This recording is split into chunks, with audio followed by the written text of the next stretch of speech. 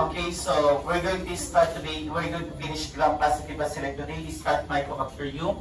Then hopefully this coming Wednesday or Thursday, we're going to have a quiz with gram-positive bacilli. Then after that, we're going to have a quiz also with Mycobacterium. Okay? So next week, college week yun. Wala akong gagalawin. This Thursday, we will start Enterobacteriaceae. So the coverage, so I'm looking forward, sinabi ko sa mga section A kanina, para pareho sa inyo, we're going to have a 200 items midterm. Yung 100 items, ibibigay ko na siya next week. So next week, walang pasok. Next week, Monday, discussion pa yan, Enterobacteriaceae. Then after that, laboratory exam Wednesday, midterm. Then Thursday, part 1, exam, 100 items. Cover to cover ng midterm. O at least ang maganda sa inyo, wala kayong violent reaction, mukhang payag kayo. Kasi sa section A, parang ayaw nila. Para 100 items na lang yung exam nyo ng midterm actual. Ha? Oo nga, 200 items. At sa sobrang dami, hindi pwedeng 100 lang yun. Diba? Selected lang. Ay, kukunin ko. Kayo. Sige, kung 100 items na yung quiz nyo, gawin natin 50 items sa Mycobacterium, 50 items sa gram-positive bacilli, 50 items sa Enterobacteriaceae, 150 items. Identification lahat yun.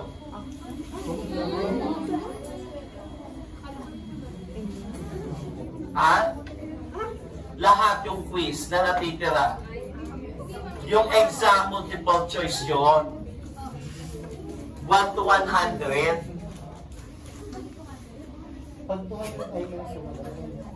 Wala, ganun pa rin. 120 items ang passing, 120 points ang passing. Yes, lahat yun may choices A, B, C, D. Lahat. Gram-positive coccidia, Enterobacteriaceae. Kayo. 200? Hindi pa payag. Hindi pa payag sila kasi kahit aabutin kayo ng 3 hours.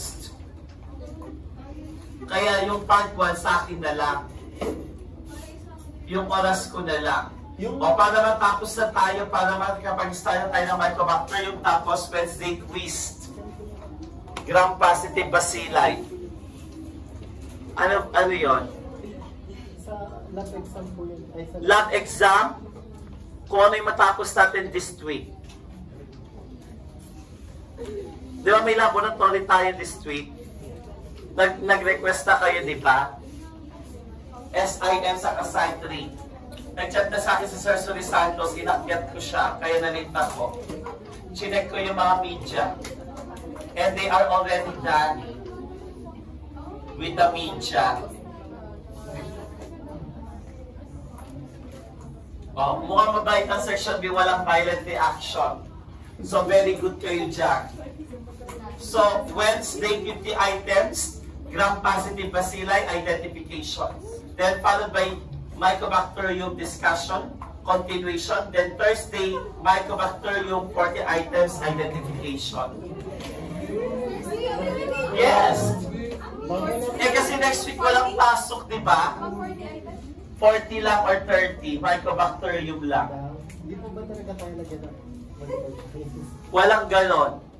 Kasi maraming cheaters dito. Ayoko na.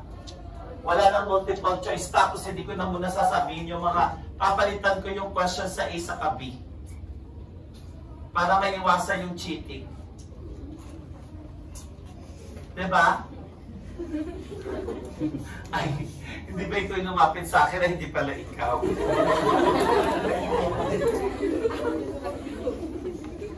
Okay, titignan natin. Signan natin kung ano yung paraan para mapadali kayong bumagsak. Para mapadali kayong bumasa. Okay? Kaya nga para madali kayong bumasa. A while ago, kanina, umaga, kaya napagod din ako. Like I felt, kala ko may earthquake na 12:30, hindi pa ako nagla-lunch kanina because we're busy identifying bacteria in Arellano. Finals na namin kanina. And after 175 items examination with 80 items identification, 3 hours lang yun. Kayo nagreklamo na kayo. Yung 3 hours lang. Final exam ko yon. 125 items plus 50, multiple choice was 75. Tapos 40 and 30, 70 items ng identification. O ilang hours lang yon. O. Diba? 175 items lang, final exam. O, ang dali-dali ng exam nila, pero marami yatang bagsak.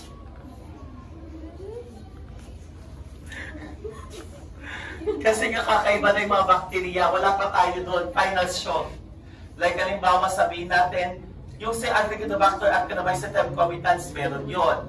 Tapos yung si Capnocytophaga, tapos si Aprophilus, yon, Haemophilus aprophilus, but now named as Agricotobacter aprophilus. Yan. Yung mga ano na yon, Chlamydia, Mycoplasma, Legionella, yan. Borrelia, Brucella, Bordetella, yung mga fast stages na. Yun yung hindi ko naman didiscuss sa inyo kasi piling ko kulang. Kaya naka-record na, nakagawa na ako ng video noon. Kaya pag hindi natin natapos ang Enterobacter yoshiei, kayo din ang kawawa, hindi ako.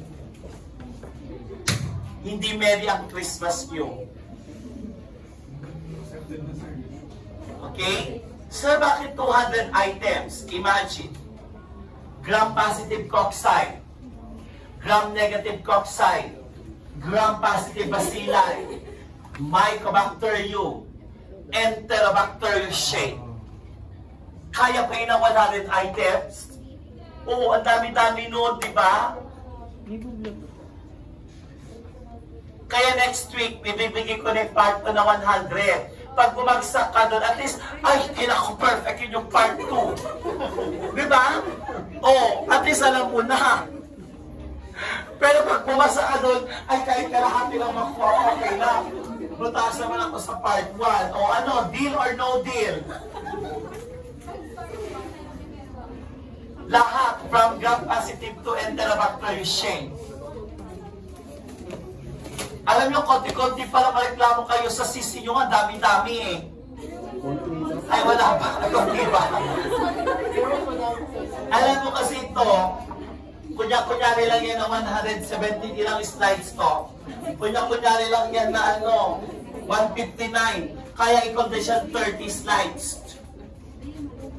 Oo. Kunyari lang yan na 159. Madami pa.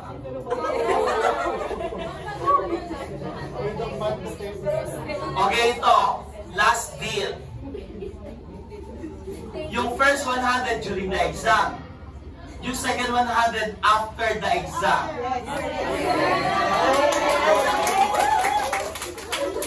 Sigurado kayo? Nakalimutan nyo na kapag bakasyon kasi pumunta na kayo sa mga sementeryo, no? So para, di ba? Ay, hindi pala tama. Kasi after undas, exam pa lang nun. Then after nun, second week ng November, third week, ayun na. O sige. Gusto yun ng ganon. Identification na yun. Sino?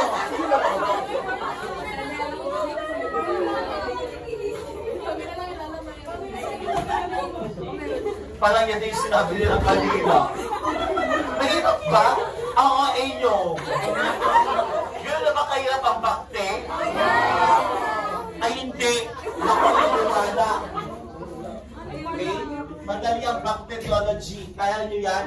Huwag kayong padadala sa mga naano nyo. Let's continue. So, ganun. For the meantime, 100 items mo ng midterm. Pero may part 2. Choices. With multiple choice. Yes. Pwede po ba yung quiz? yung quiz identification.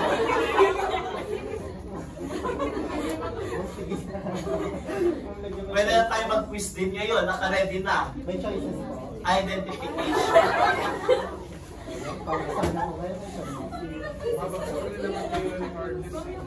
Oh, sa tawing sinabi ni Mr.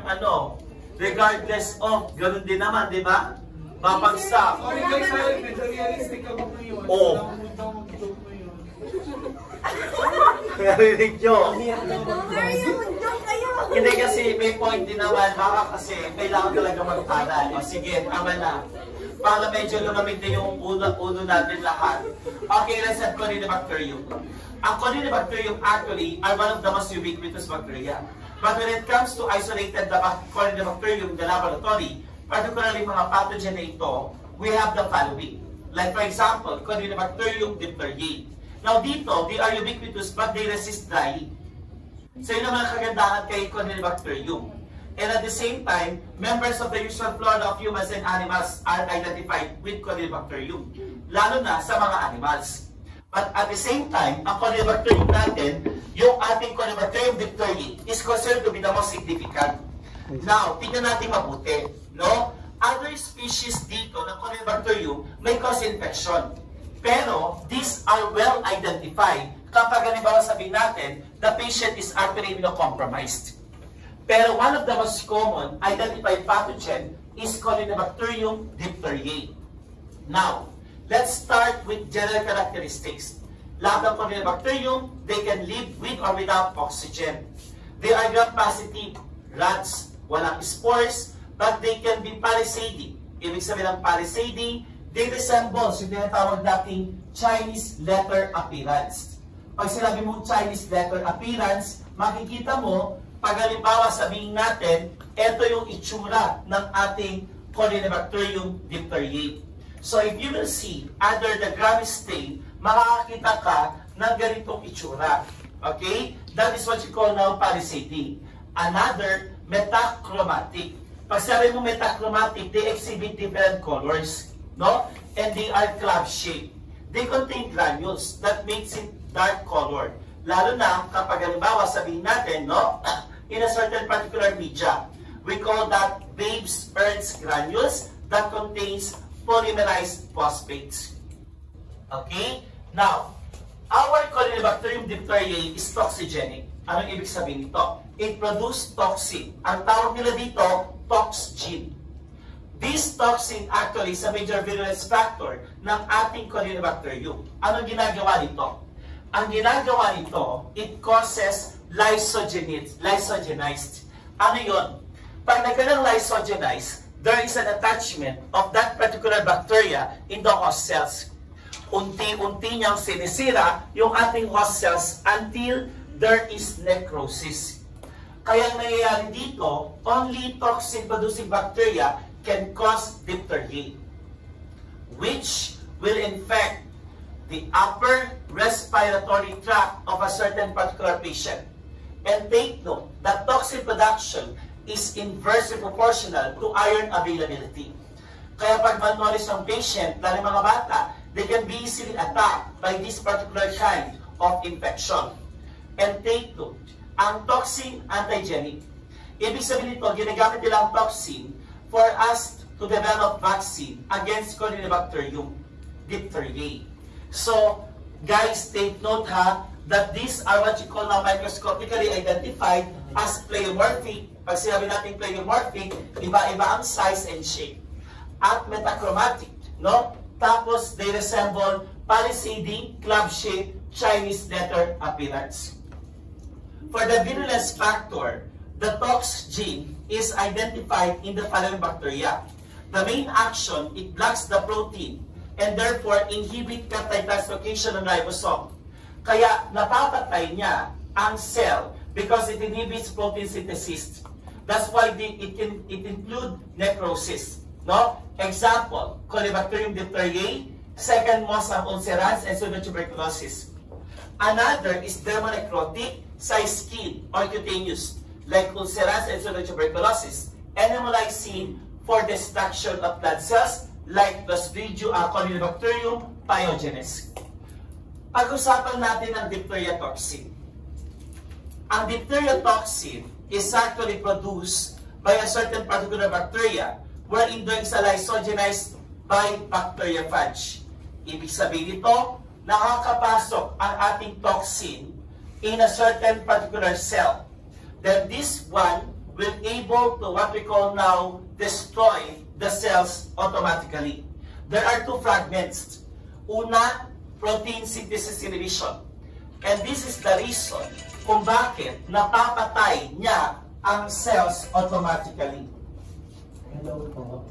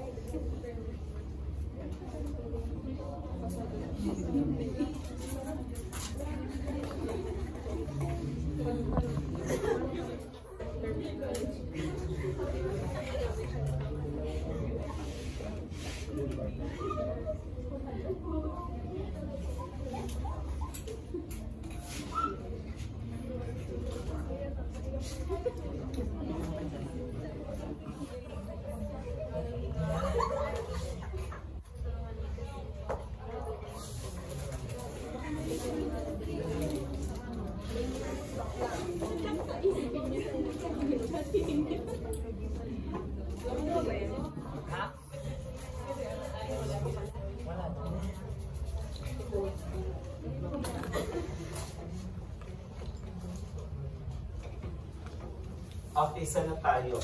So ito yung kanyang process, no, kung paano niya sinisira. Molecular itong explanation dito. Yung NAD, that's actually what we call the receptor. Then after that, it will able to destroy. Kasi it catalyze na eh. Pag nag-ano na siya sa AF2, nag-connect na siya sa AF2, it will able to link with nicotinamide, plus it will now catalyze. Yung catalyze na yan, pag nasira niya na yan, it can lead to cell death. We call that necrosis. Then after that, kapag halimbawa sabihin natin na napatay na yung cell, that's the time it will now bind to specific cell membrane receptors until other cells will be, of course, no, sabihin natin, will be, of course, infected, and at the same time, mag-multiply yung bacteria. Now, this is the reason why nagkakaroon ng tinatawag nating pseudomembrane formation. What is this pseudomembrane formation that we're talking about? Yung pseudomembrane formation na pinapakita ko dito, the black plaques or the black color, it indicates the presence of the bacteria plus dead cell. And ito yung tinatawag natin pseudomembrane in active case of diphtheria. Now, common ito sa mga school age children. At the same time, there is the composition of bacteria, the WBC, particularly lymphocytes, then fibrin, and dead cells. So pinapakita dito yung tinatawag nating mga bacteria na kung saan ang pahirap dito guys, no, that can able to block the airway. Ang mahirap kapag na-block yung airway, there's a possibility that it might difficult for a patient to what you call now breathe. Kaya may dyspnea. Dyspnea means difficulty of breathing. Okay? So that's actually your diphtheria. And at the same time, respiratory acquired by droplets, the mode of transmission, or aerosol. Or pwede rin an immunized individual are susceptible to infection. What's the symptoms? Makikita natin dito, may grade of fever, then after that, malaise. Now take note that one of the pathognomonic signs I had mentioned a while ago is that there is the tissue necrosis along the upper respiratory tract, particularly the tonsil. Then after that, there is the top white to gray pseudomembrane. And that is actually the lysogenized, no, bacterial sample with white blood cell, which is actually dark color and leading to difficulty of breathing. Yan ang nagiging problema sa may diphtheria. And of course, ang nakakatakot dito, there are some cases also of what you call now cutaneous. Ibig sabihin ng cutaneous, pwede magkaroon ng tinatawag nating extra respiratory infection or invasion. Like halimbawa, cutaneous, no? Particularly in the lower extremities or because of minor abrasion. In the other hand, kapag ang patient natin is immunocompromised, pwede magkaroon ng systemic infection. At yung systemic infection na sinasabi ko, kapag nasa blood ito, it can lead to a certain particular infection. And at the same time, death occurs due to cardiac failure. Why? because of difficulty of breathing. Okay? How do we identify? Okay, first, one is gram stain. Sa gram stain, palisading, gram-positive bacilli. Pleomorphic. After that, i-culture natin. Pagka-culture, we can identify in Tinsdale, form brown halo with the cystine for the wrist because it forms ferrosulfate, kaya color brown ang colony. Egg and serum medium, these are the protein-based media, pies, Loefflers, and CTA. Ang CTA is originally blood agar plate, pero nilagyan lang natin ng enrichment, cysteine, and tellurian. Now, for the Loefflers, they have used to demonstrate this particular media, particularly pleomorphic of the bacteria and metachromatic granules, particularly the Babe Ernst. Tapos, ang cysteine tellurate naman to exhibit hemolytic pattern and to differentiate the different subspecies ng ating Corynebacterium diphtheriae based on their colony morphology in our CTBA. Now, dito sa CTBA, makikita mo that they exhibit underlying brown or grayish color or black color ng ating colonies. Paki-memorize. Var gravis, daisy-head colonies, negative hemolytic pattern, positive for starch hydrolysis. Var mitis, fried egg appearance, hemolytic pattern. They are the only beta hemolytic. And Var intermedius, colorless on back, black on CTA, non-hemolytic. Yan ang ating tatlong variation ng ating Corynebacterium diphtheriae, your Var gravis, Var mitis, and Var intermedius. Next, so this is your Var mitis. Ito yung ating tinatawag na hemolytic. This is the only hemolytic variation, subspecies ng ating Corynebacterium diphtheriae. Intermedius, gray color. Then we have the Var gravis, the fried egg. Medyo mas malalaki ang colony ng ating Var gravis. Next, after that, we can confirm our Corynebacterium diphtheriae by fermentation and urase. Take note that they are urase negative. Plus, toxigenicity test by what you call now ELEC test and ito in vivo test. Pwede natin gamitin ang toxigenicity test by what you call now laboratory animal. ELEC test is a serological test that will identify your, what you call na tinatawag nating Corynebacterium diphtheriae. So dito, gagamit tayo ng ating street, then PCR for detection of toxin. Tingnan natin ang ELEC test. Since there is diffusion, immunoserological testing. Dito yung ating positive control, andito yung unknown natin, at andito yung negative control. Pag nagkaroon ng tinatawag nating growth dito, or yung tinatawag nating precipitation dito, or diffusion, that means na positive sa Corynebacterium diphtheriae. Okay? Now, in vivo test, that is the toxigenicity testing, we use to what you call now use suspension. Now this one, gagamitan ng test animal, you will use cell suspension inject. Tapos laboratory animal control naman, suspension of diphtheriae plus antitoxin. Interpretation. Pag toxigenic diphtheria, patay ang test animal, buhay ang control. Pag halimbawa sabihin naman natin, non-toxigenic naman, buhay pareho. Pag parehong patay, namatay because not of Corynebacterium diphtheriae, but other toxigenic bacteria. Another, kung may Dix test, may Schick's test.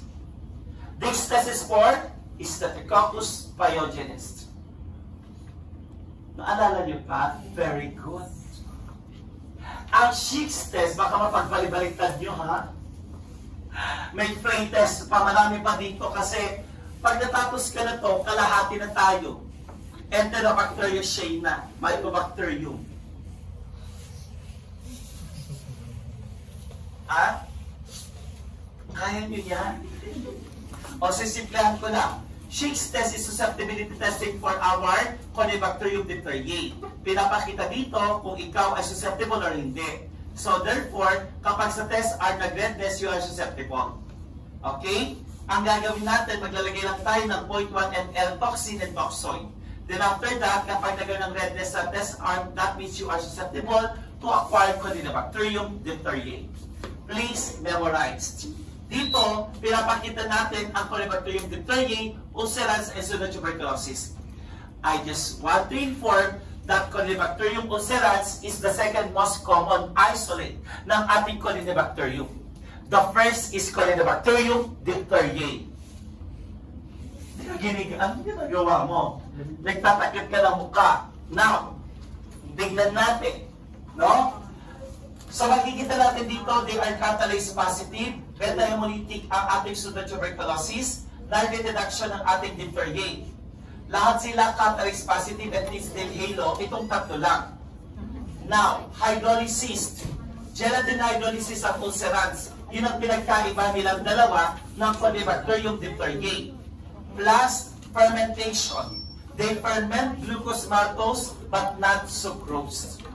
That is your Corynebacterium diphtheriae, ulcerans, and pseudotuberculosis. So therefore, to identify gram-positive bacilli, particularly aerobic, pag ito ay halimbawa sabihin natin, gumamit tayo ng CTBA. What is that? Selective media for our Corynebacterium. Pag may growth, halimbawa sabihin natin, no? Introduce halo, suspect for Corynebacterium. That is cystic tellurate blood agar. Pag Gram-stain nag-positive siya, na nag-test ka ng urase positive, that is actually Corynebacterium ulcerans pag glycogen positive, tapos Corynebacterium pseudotuberculosis pag negative ng glycogen. Tandaan, urase positive, ulcerans, pseudotuberculosis. Urase negative, Corynebacterium diphtheriae. Kasasabi ko lang kanina. Tama? Yun lang. Next, treatment para mabilis tayo. That is actually for antitoxin. And this one, ito yung sinasabi yung DPT, for example, that is the vaccine for diphtheria. And this, actually, yung mga ibang antibiotics natin, used to clear the infection. Okay? And, of course, paki-memorize other Corynebacterium. We have JK-Yung. Ang JK-Yung, that is considered to be nosocomial and opportunistic. This bacteria is identified in catheter and prosthetic heart valves. That's why they can cause endocarditis. Another, pseudodiptericum, endocarditis, pseudotuberculosis, demonecrotic. Katulad ng ulcerans, it can cause infection. Why? Because they contain demonecrotic toxin. Naalala? Very good. Striatum, rare infection, normal flora. Another, second most, ulcerans. Zoonotic, but in man, it can cause cutaneous infection from the term ulcer, sugat. And it can be acquired by contact with animals or unpasteurized milk. Urealyticum, from the term urea liticum, like your Corynebacterium diphtheriae, they are urase positive. Take note, they can cause UTI. Cirrhosis, mucocutaneous, opportunistic, it can cause endocarditis. Another, Machutopi. Si Machutopi, whip with handle, known as Bacterionia machutopi, fragmenting Corynebacterium. Minitusimum, underlying redness of the skin, erythrasma. CJK, lipophilic. Pero may ibig sabihin pa ito kay Rodriguez, Pachyrabu. And diphtheroids, ito yung mga normal flora natin in upper respiratory system that sometimes misidentified as Corynebacterium diphtheriae. Please memorize. Okay? Hayaan nyo malapit na tayo matapos, tapos Mycobacterium na tayo mamaya. Extend tayo ng 8:30. Ay, madam, may klase ka dito. Mamayang, 8. Okay, May make-up class ako sa Arellano. Ay, hindi. Okay lang, huwag niyo ako isipin. Kayo, isipin niyo. Baka mapagod ka. Okay lang, may boses pa. Laban! 118 pa lang tayo, matagal pa to. Ang dami pa. Masakit na sabi mo nagpo. Parang bilis na dasal nyo. Pagsalamat ka muna ako, buyibil ako dalawang bote. Okay, let's continue. Ano pagkakaiba? These are the two most common isolates ng ating Corynebacterium. Your ulcerans and diphtheriae. Hydrolysis, positive ang ulcerans, negative ang diphtheriae. Tapos, ang ating nitrogen deduction, positive except for varmitis. Then last, trehalose fermentation, ulcerans, positive. Okay, paki-memorize yan. Let's have Listeria monocytogenes. Remember, tumbling motility and at the same time, umbrella-shaped motility. Ang ating Listeria monocytogenes is actually a zoonotic infection na kung saan nakukuha ito sa tinatawag nating cattle. Identified dito sa mga aborted cattle. Tinawag siyang monocytogenes kasi tumataas ang monocyte cells.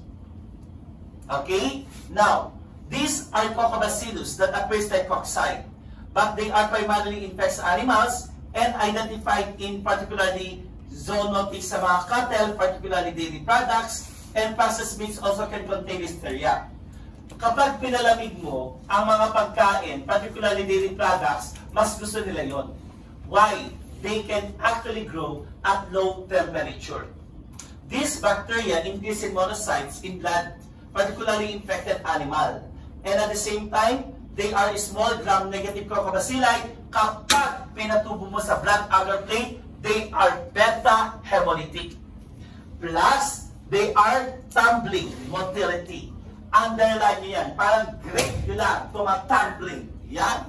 Ay, Listeria monocytogenes. Tumbling motility at umbrella-shaped motility. Okay? And of course, colonies are raised blue-green sa CCNA plus of course, Anton test. That is actually tinatawag nating in vivo test using GDP. Gagamit ka ng 1 to 2 drops, suspension, positive result, redness of the eye of the GDP. That means that there is Listeria infection. Okay, next. Now, ang adults, ang case dito, pwede magkaroon tinatawag natin development of disease, lalo na ang septicemia, and at the same time, kapag na-ingest mo yung bacteria, it can lead to the penetration of the intestine, leading to systemic spread. So kakalat yan from the small intestine, it will become systemic. What will happen there next? Ang mangyari dito, it can cause septicemia and meningitis, lalo-lalo na sa mga immunocompromised patient. Ang nakakatakot dito, it can cause endocarditis, mild flu-like syndrome, kawawa kapag pregnant ang women. Why? There is post-abortion, or there is spontaneous abortion, or premature labor. Kasi pwedeng silang dalawa ay mamatay. This one, kapag sa bata or neonatal, in early onset, dalawa yan. First, it can have intrauterine transmission of infection, particularly it can lead to meningitis or yung tinatawag natin sepsis. Pag late naman, pwede magkaroon tinatawag natin endocarditis or CNS infection. Now, identification. First is that they are gram-positive Coccobacilli. Then after that, makikita mo dito, the blood agar plate, they are beta hemolytic, katulad ng ating group B streptococci. So minsan, napagkakamalian din itong group B streptococci. How can we differentiate? They grow at 4 degrees Celsius. They are catalase positive. That differentiate from streptococci. Plus, they are motile at 25 degrees Celsius and they are tumbling motility in hanging dump method. That is actually for umbrella motility in SIM. How to identify pa? CAM test. Sa CAM test, kung ang beta hemolytic or group B streptococci, there is aerosol. Ang ating Listeria, there is a black hemolysis. Ang tawag dyan, walang aerosol, but we have the term black hemolysis. At ito yun. That is one particular type of hemolytic pattern kapag nagkaroon ng CAM test ang ating Listeria compared with what we call now beta-hemolytic streptococci or Streptococcus agalactiae. Nakuha? Next, we have the black hemolysis. Ito yun. Ito yung Staphylococcus aureus. Ito yung Listeria monocytogenes.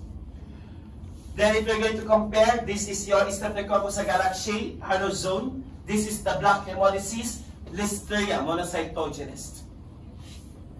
Please memorize.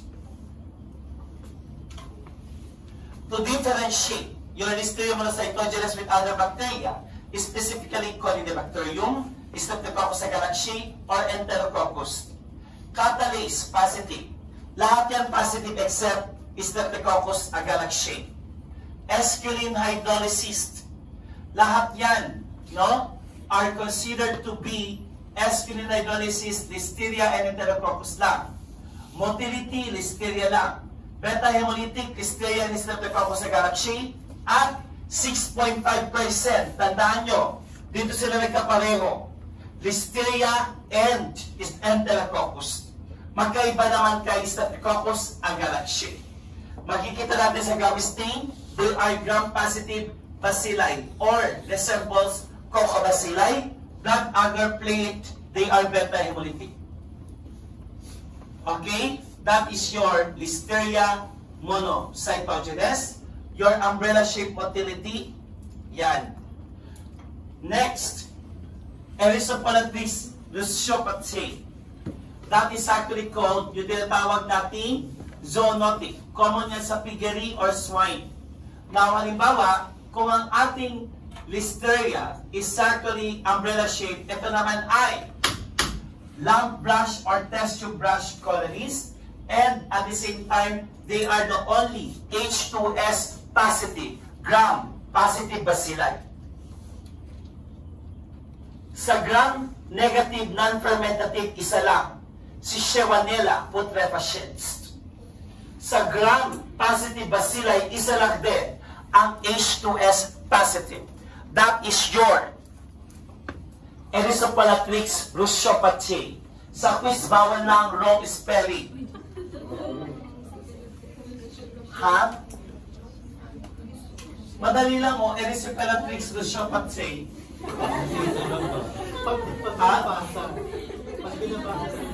Pag binabasa. Pero pag i-spelling mo, Actinobacter, Actinobacter comitans.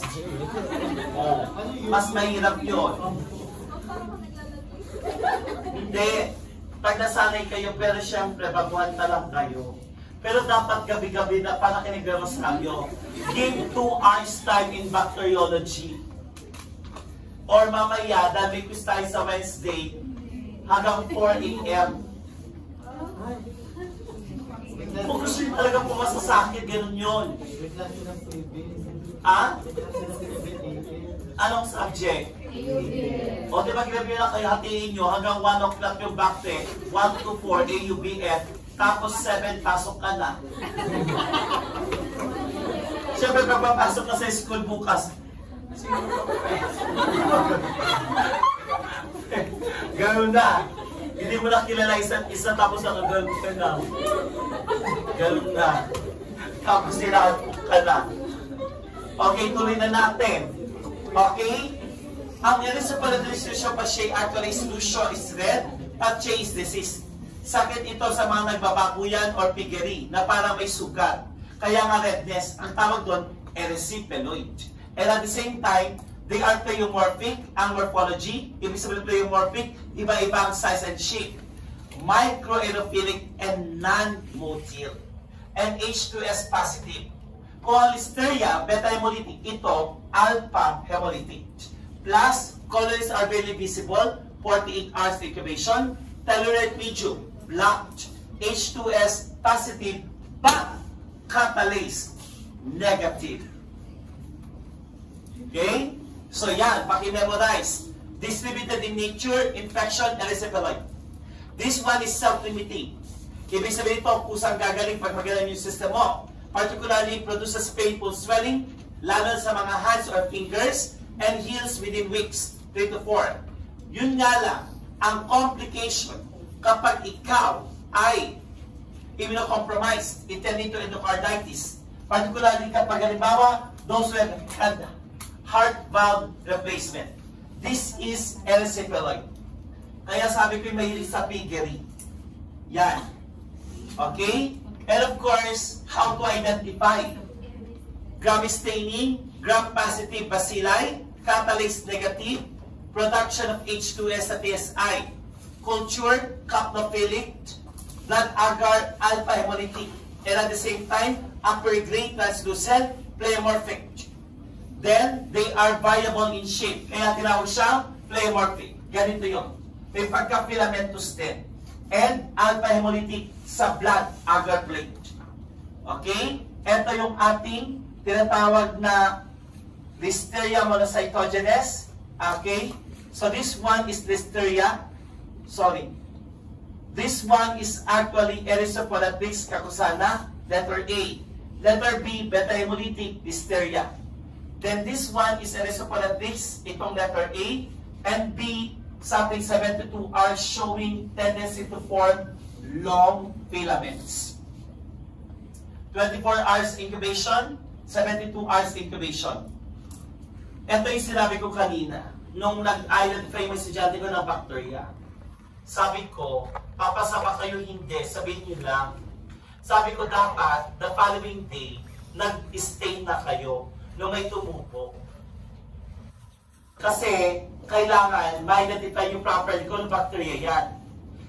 Una, dapat alam nyo kung gram-positive or gram-negative yung bacteria. I gave them unknown. Then they will identify.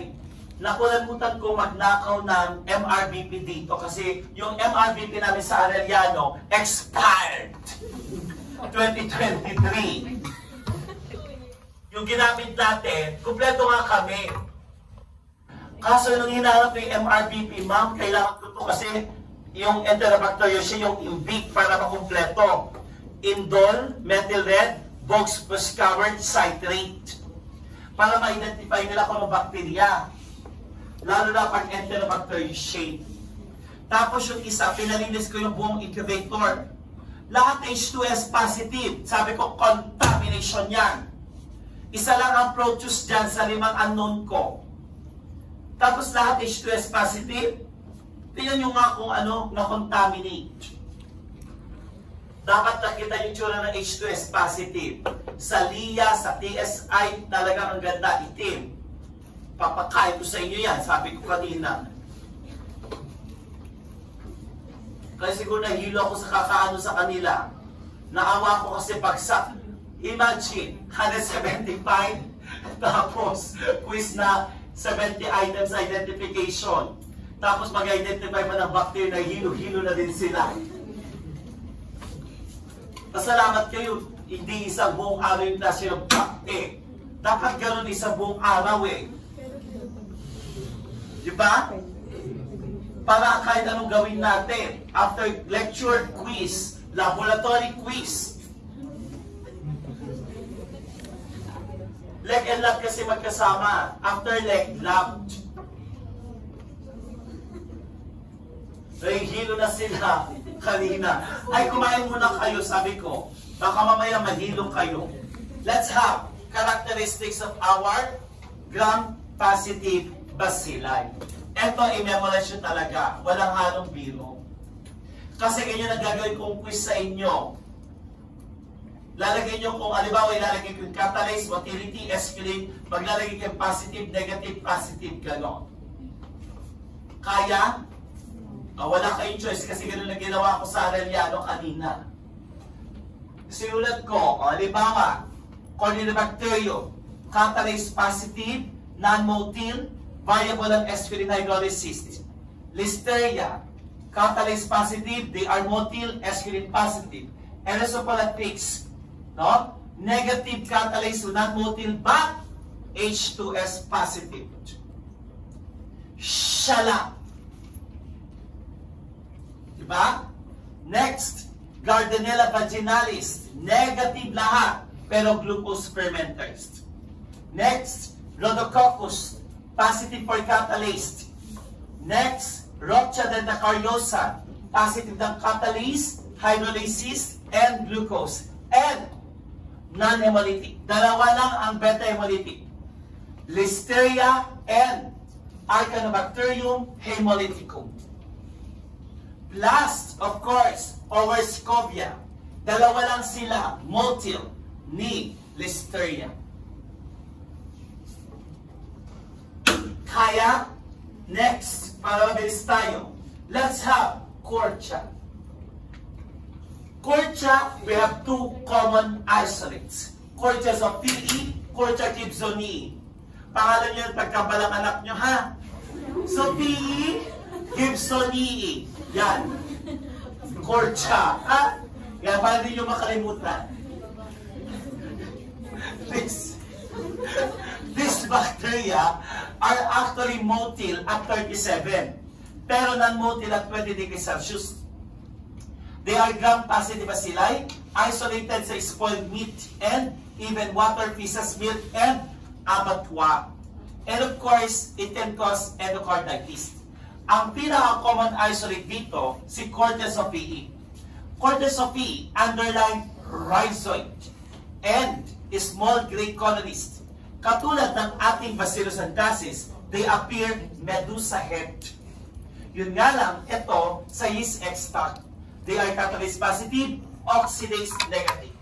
Gelatin slope, feather-like ang growth. How to differentiate? Walang spores ang Cortia, negative fermentation ang Cortia, gelatin liquefaction, negative ang Cortia, na positive lahat kay Bacillus. Nakuha? Next, Rocha. Parang si Bineverocha. Rocha dentacariosa is actually an oral cavity flora. Yun nga lang kasi, sabi ko sa inyo last time, pag oral cavity, it can cause endocarditis. And at the same time, these bacteria are yet undesignated by CDC, but they are coliforms, which can cause, ito na, bacteremia, endocarditis, wound, and eye infection. That is your Rocha. And Rocha, ang tawag namin dyan, catch-scratch disease. Tatlo ang nagkakos ng catch-scratch. Rocha dentacariosa, Pasteurella montosida, and yung isa is, kasasabi lang kanina. Pina-exam ko yun eh. Tatlo yun. Pasteurella montosida, Rocha dentacariosa, and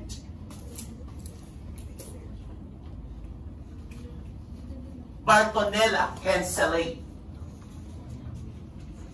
Bartonella henselae. O, diba? Tatlo yun. Si Rocha ang una. Pag sabi mong catch-scratch disease, nakukuha yung pag may alaga kang pusa. Localized infection. Yun nga lang, they are non-motile, pero filamentous. Pag sabi mong filamentous, mahaba yung kanilang rods. Catalase positive, non-introduction positive, and hydrolyzed esculate. That is your Rocha dentacariosa. Okay? Nakuha. Next, we have also our differentiation of the test. Listeria beta-hemolytic, Erythropoiesis alpha, Corynebacterium varmitis lang ang beta-hemolytic. Tama? Tama. Okay. Motile, isa lang, Listeria. Catalase positive, except Erythropoiesis.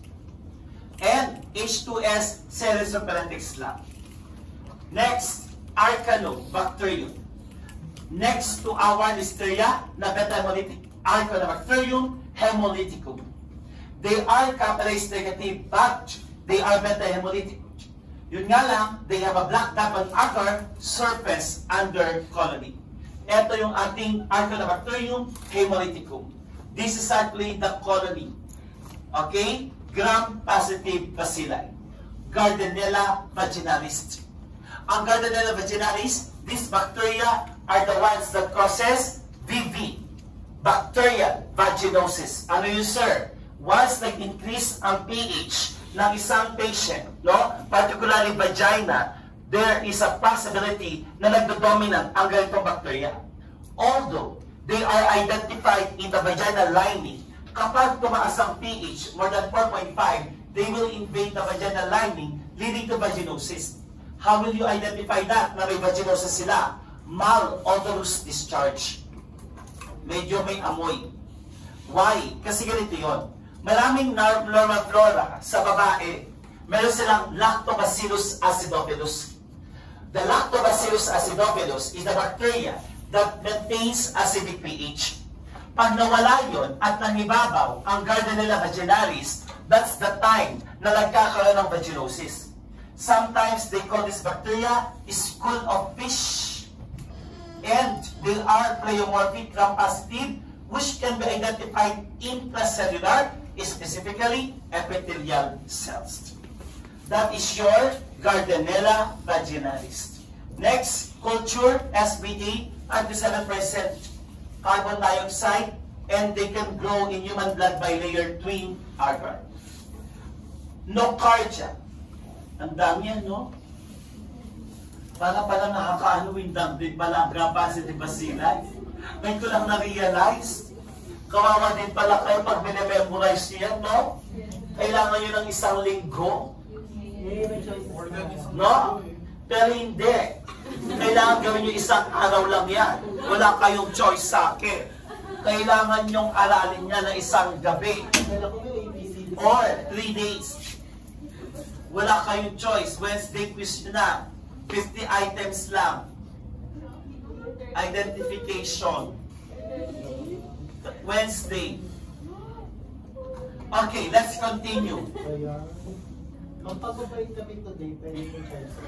Wala talaga. Ayan yun na. Nocardia. Nocardia. Nocardia actually is identified as a fungi. They resemble sa fungal-like organism. Why? Kasi they are filamentous. And these bacteria are acid-fast. They are difficult to identify in gram staining. Pero ito, filamentous, but they resembles underlying hyphal material. They have branch hyphae, morphologically resembles fungi. Ano ba ang hyphae? Ito yung parang tinatawag nating stem ng fungi. Diba? Maka-ready tayo sa grade 30. So,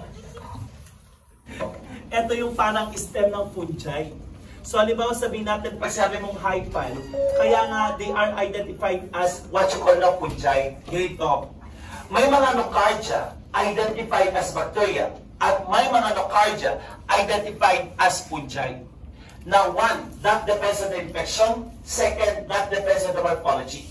But most, what you call now, nocardia, kapag nag-resemble ng branch hyphae, they are considered fungi. Ano yung tsura ng hyphal material? Ganito. Ito siya. Parang siya yung parang stem ng ating fungi. Kaya tinawag siyang hyphal material.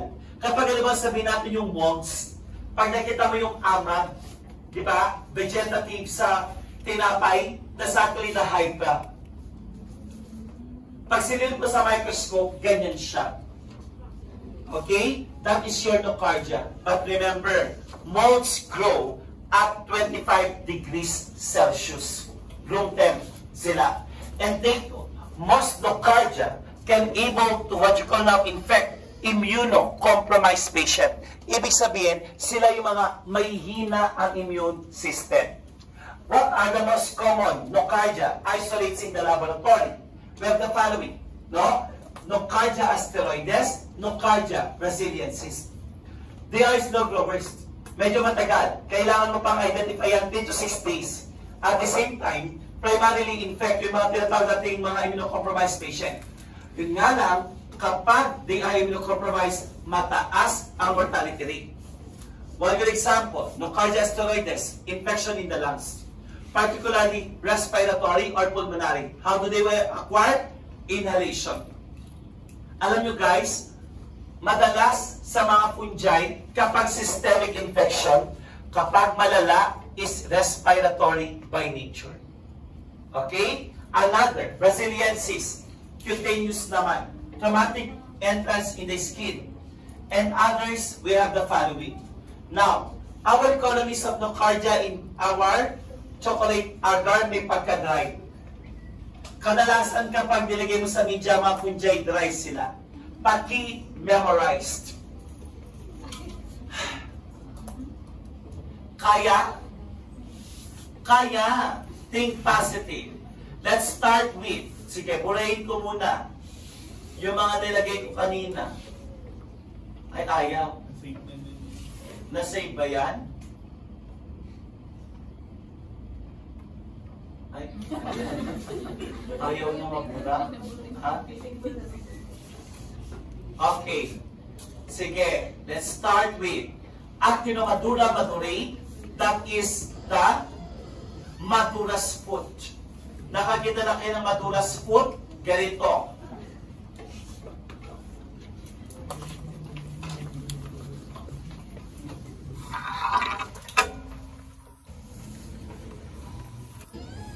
Ganito ang Madura's foot. Yung malaki.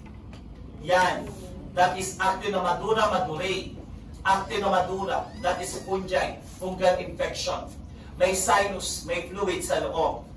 Now, this particular infection, actually, pag makikita natin sa morphology ng ground stain, they are fragmentation with spores intertwining.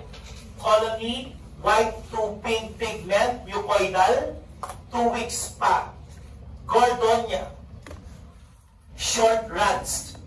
They are, example, pigmented, Gordonia sputi, and Gordonia bronchialis. Mycobacterium, next topic natin yan, strongly acid-fast. They can grow 2 to 6 weeks. Nocardia, intertwining, branching, extremely variable. Underline, chalky white in blood agar plate. Rhodococcus, dipteroid, non-hemolytic, and they are salmon pink. At nawala. Then, after that, we have also streptomyces. Meron tayong streptomyces that are considered to be glabrous and waxy. Para nakakita kayo ng amag, ganon. No? And they have a brown-black hyphal material. Chucamurella. These are rhizoid edges and dry white to cream morphology. Yan ba sinasabi nyo 100 items lang? O gram-positive bacilli pa lang to. Meron pa tayong Mycobacterium, meron pa tayong Enterobacteriaceae. Let's continue. Tapusin na natin ang gram-positive bacilli. Ang konti ano? Hala? Compare sa AUPF yung mas madami yun. Let's have how to identify nocardia. Gram-positive, branching filaments. Guys, weakly gram-positive lang sila. But they can be best identified using acid-fast staining. And most of the sample, kapag halimbawa, nocardia asteroides, no, respiratory, like sputum, or aspirated sample, may show bleeding, and they are the only filamentous bacteria that are positive for paraffin-based test. Yan yun. And they are the only filamentous acid-fast aside from Mycobacterium. Let's have Actinobacillus actinomycetum comitans. These are gram-negative, wrong spelling wrong, non-motil. Kung may Erythropoiesis luciopacea, Actinobacillus actinomycetum comitans. Hindi. Gusto ko kompleto. Hindi pwede AA. Now, like Rhotia dentacariosa, these bacteria are actually normal flora ng oral cavity. But they can cause periodontitis and, ayun na nga, endocarditis. That is your Actinobacillus actinomycetum comitans. Then meron pa tayong other Actinomadura madurae, Streptomyces, Gordonia, Sisbuti, sinabi ko kanina, Chucamurella. Walang chuchu dito ha. Rhodococcus and the Whipple's disease, Tropirema. Let's have the last, Lactobacillus. Lactobacillus are microaerophilic, At ito ang bacteria na nagbibigay ng acidity sa vaginal lining ng babae, particularly Lactobacillus acidophilus or borderline bacillus. And at the same time, they are fermenters. Pag Lactobacillus acidophilus, vaginal lining, lower the pH. Vulgaris, yogurt. Pag Yakult, Shirota.